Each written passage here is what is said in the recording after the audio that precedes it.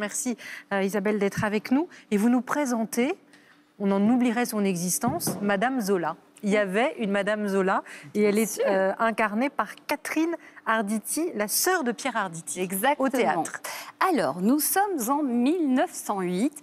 L'épouse d'Émile Zola est de retour de la cérémonie d'entrée de feu son mari au Panthéon. Alors, elle a un petit peu pris froid, donc elle fait venir un apothicaire de renom qui vient lui apporter des préparations chaque jour. Et petit à petit, va se nouer une relation entre eux où chacun va parler de lui. Et finalement, à travers ça, on va découvrir plein de choses sur Émile Zola. Par exemple, saviez-vous qu'Émile Zola zozotait? Absolument pas. Eh oui, alors c'est pas évident quand on a un nom qui commence par Z. C'est sûr, j'aurais bien aimé l'entendre. Ou encore, il avait envisagé de devenir végétarien. Donc c'est un mélange de la petite histoire et de la grande histoire pour ce duo très émouvant où finalement ce sont deux solitudes qui se rencontrent. Le spectacle s'appelle Madame Zola avec les excellents Catherine Arditi et Pierre Forest. Mise en scène très jolie d'Anouche Sedbon, ça se passe au théâtre du Petit Montparnasse à Paris. En voici quelques images. Cette lubie de vous mettre derrière moi, soi-disant pour mieux m'écouter, ne fera pas école, croyez-moi. Il n'y a pas pire tourment que de ne pouvoir raconter ses douleurs, Madame Zola.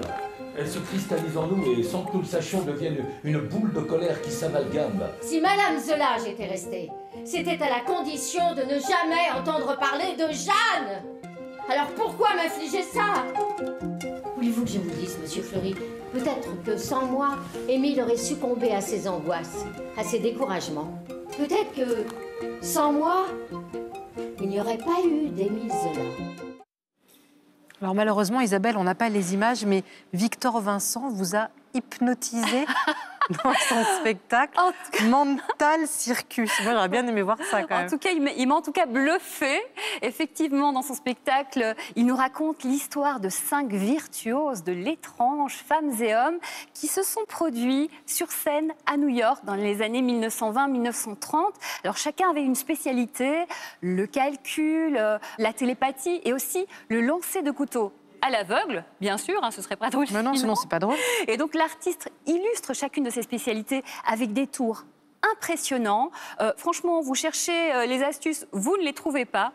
Alors, si vous avez envie d'halluciner et même si vous avez envie de vous faire mentaliser, sachez que Victor Vincent vous attend avec son spectacle Mental Circus au théâtre de la Tour Eiffel à Paris et également en tournée dans toute la France, donc peut-être près de chez vous, regardez sur Internet. Et d'ici là, on va regarder un extrait et vous allez voir à la résolution la dame qui monte sur le plateau, Evelyne, regardez sa tête, ça vaut des points. Regardez bien, les yeux fermés, concentrez-vous sur le son de ma voix. Et vous allez imaginer dans votre esprit un grand écran blanc. Et sur ce grand écran blanc, vous allez projeter une image, l'image de quelque chose que vous pourriez facilement dessiner dans la vie réelle. Oui. Est-ce que vous l'avez dit à quelqu'un ? Non. Non. Tout cela est à l'abri dans votre esprit? Oui. Personne ici ne peut savoir ce à quoi vous pensez? Bah, je pense pas, non. D'accord, évidemment, évidemment.